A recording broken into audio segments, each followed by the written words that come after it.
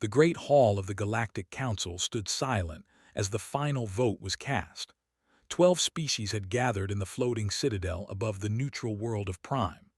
Their representatives sat in curved seats that rose like a crescent moon around the central platform. On that platform, a holographic image of a small blue planet rotated slowly in the artificial light. High Chancellor of the Empire raised his four-fingered hand. His skin reflected the blue glow of Terra as he spoke with cold authority. The vote is complete. By unanimous decision, the Galactic Council hereby condemns the planet designated as Terra. The species known as humans are declared extinct by natural progression. Their world shall be marked as a resource harvesting zone effective immediately. A murmur of approval rippled through the gathered representatives. They had pushed for this decision for 300 cycles. Terra had been silent for over 2,000 years. No signals, no ships, no signs of the primitive creatures that had once crawled upon its surface.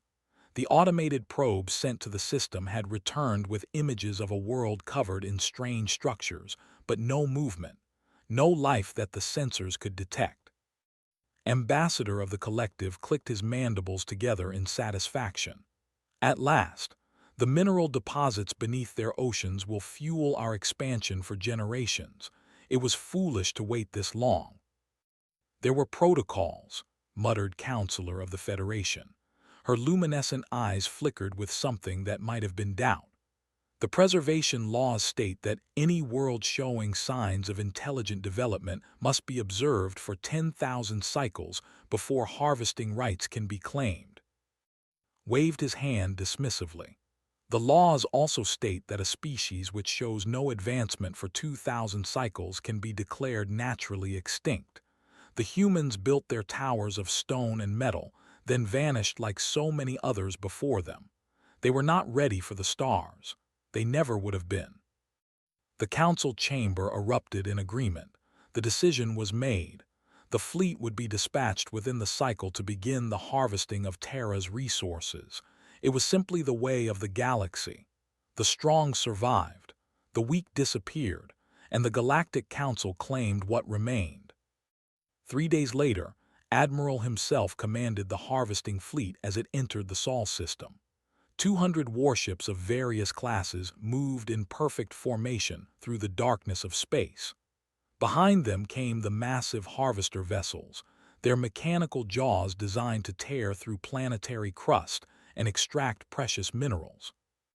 The fleet passed the outer planets without incident. Gas giants swirled in silence. Frozen moons drifted in their eternal orbits. There was no resistance, no challenge, nothing but the cold emptiness of a dead system. Scans show no active technology in the system, reported the navigation officer aboard the flagship. The planet Terra is directly ahead, estimated arrival in 4 standard hours. Leaned back in his command chair with a thin smile on his face. This would cement his legacy. That would control the most resource-rich unclaimed world in this sector. His people would prosper for. But as the fleet crossed the orbit of the 4th planet, something strange happened. A pulse of energy rippled outward from the direction of Terra. It was subtle at first, barely registering on the sensors. Then it grew stronger. "Admiral," the sensor officer said with uncertainty in his voice, "I am detecting unusual readings from multiple points throughout the system." Define unusual. Power signatures, thousands of them, they are appearing everywhere. Stood from his chair and stared at the main display screen. Across the map of the Sol system, dots of light were flickering into existence. They appeared near the gas giants. They appeared in the asteroid belt. They appeared around moons and in the spaces between worlds. Each dot represented a vessel of some kind, and they were activating at an alarming rate. "That is impossible," whispered. "There was nothing here, our probes confirmed it." The sensor officer's hands trembled as he worked his console. "Admiral, the signatures match nothing in our database. These vessels, they were hidden, dormant. Some of them were inside asteroids. Others were beneath the ice of moons. They were designed to avoid detection." How many? The officer did not answer immediately. He ran the calculation twice before speaking. Current count is 14,000 active vessels and rising. Admiral, they are moving to intercept us.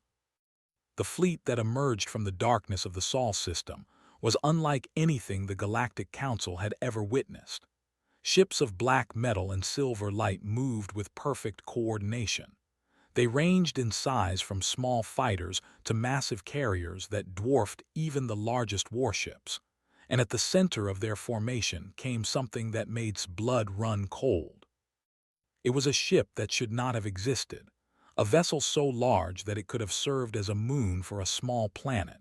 Its hull was covered in symbols that glowed with soft blue light, and its engines burned with the fire of captured stars. This was not the work of primitives. This was the creation of a civilization that had planned for eternity. "Admiral, we are receiving a transmission," the communications officer announced. On screen, the image that appeared was not what expected. He had seen the records of humans from the old observation files. Small, weak creatures with soft skin and fragile bodies. The being that looked at him now was something else entirely. She appeared human in basic form, but her eyes glowed with data streams, and her skin had the subtle sheen of integrated technology.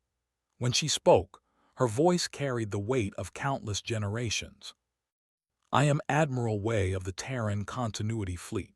You have entered sovereign human space with hostile intent. This action violates 17 articles of the Universal Conventions that humanity established before your species learned to make fire." Struggled to find his voice. "This is impossible. You were dead. Your world was silent. Our probes." "Your probes saw exactly what we wanted them to see," Wei interrupted. "Did you truly believe that a species which mastered nuclear fusion, genetic engineering, and artificial intelligence would simply disappear? We did not die, Admiral. We waited." The main screen flickered, and new images appeared. They showed the surface of Terra, but it was not the dead world the probes had recorded. Beneath a camouflage field of staggering complexity, cities of crystal and light stretched across continents. Orbital platforms circled the planet in silent vigilance. Deep beneath the surface, industrial complexes produced weapons and ships at a scale that comprehension. "For 2,000 years we watched your council," Wei continued. "We listened to your communications. We studied your wars, your politics, your cruelty. We saw how you harvested young civilizations, how you stripped their worlds and left nothing behind.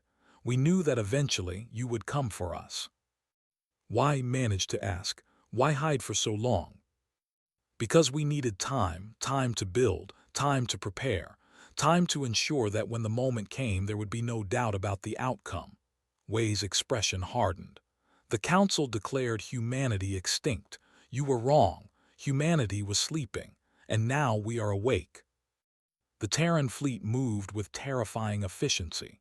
Ships that had waited in darkness for centuries came alive with purpose. They did not fire immediately. Instead, they simply surrounded the harvesting fleet in a sphere of metal and firepower that left no avenue of escape. "You have two choices," Wei said. "Return to your council and deliver our message, or join the countless species who underestimated humanity. I strongly suggest the first option." Looked at his tactical display. His 200 ships were surrounded by 14,000 Terran vessels, with more activating every minute.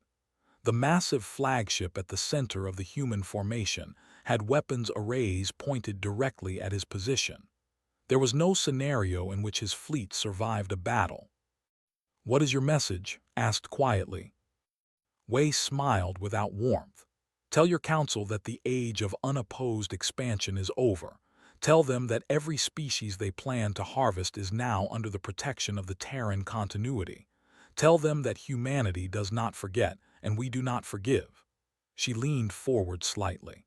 "And tell them that if a single council ship enters human space again, we will not be so generous." The transmission ended and was left staring at the fleet that surrounded his own. His officers looked at him with fear in their eyes, waiting for orders that would never come. There was nothing to do but retreat. The journey back to Council space was the longest of his life. He composed his report during the voyage, but the words felt inadequate. How could he explain that the primitives they had dismissed had been building an armada in secret? How could he describe ships that used technologies the Council had never imagined? When he finally stood before the gathered representatives and told them what had happened, the silence that followed was absolute. The 12 species that had ruled the galaxy for suddenly realized that they were no longer alone at the top. Ambassador was the first to speak. "We must respond. We cannot allow a lesser species to threaten us." "You saw the images," replied. "You saw their numbers. You saw their flagship. Even if we gathered every warship from every member world, we would not be certain of victory." Counselor spoke softly. The preservation laws existed for a reason. They were meant to prevent exactly this situation. Young species that are pushed too hard become dangerous, but species that are given time to develop. She trailed off, the implications clear. The Council had spent thousands of years treating the galaxy as their personal resource. They had harvested hundreds of worlds and destroyed dozens of emerging civilizations. They had believed themselves masters of everything they surveyed. Now they understood that somewhere in the darkness, someone had been watching, waiting, preparing. Humanity had played the longest game in history. They had hidden their true capabilities behind a mask of silence, while the Council grew complacent and arrogant. And when the moment was right, they had revealed themselves in a display of power that could not be ignored. The message was clear. The galaxy had new guardians now, and those guardians remembered everything the Council had done. In the years that followed, the balance of power shifted dramatically. Species that had lived in fear of harvesting found protection under the Terran shield. Trade routes opened to worlds that had been isolated for centuries. The Council, forced to negotiate for the first time in their existence, discovered that humanity was not interested in revenge. They were interested in change. Admiral Wei addressed the full Council one standard year after the Awakening. Her words would be remembered for generations. "We could have destroyed you," she said simply. "Our sleeper fleet was designed for exactly that purpose. 2,000 years of preparation gave us the power to end your civilization in a single campaign." She paused, letting the weight of her words settle over the assembled representatives. "But that was never our goal. We hid not to build weapons of revenge. We hid to build something better, a future where strength protects the weak instead of consuming them. A galaxy where young species can grow without fear." She looked at each representative in turn. "The choice is yours. Join us in building that future or cling to the old ways and watch as the galaxy leaves you behind. Humanity has awakened, and we will not sleep again." The Council had condemned ancient Terra, believing it to be a corpse waiting to be picked clean. Instead, they had awakened a giant that had been preparing for this moment since before their empires existed. The sleeper fleet was just the beginning.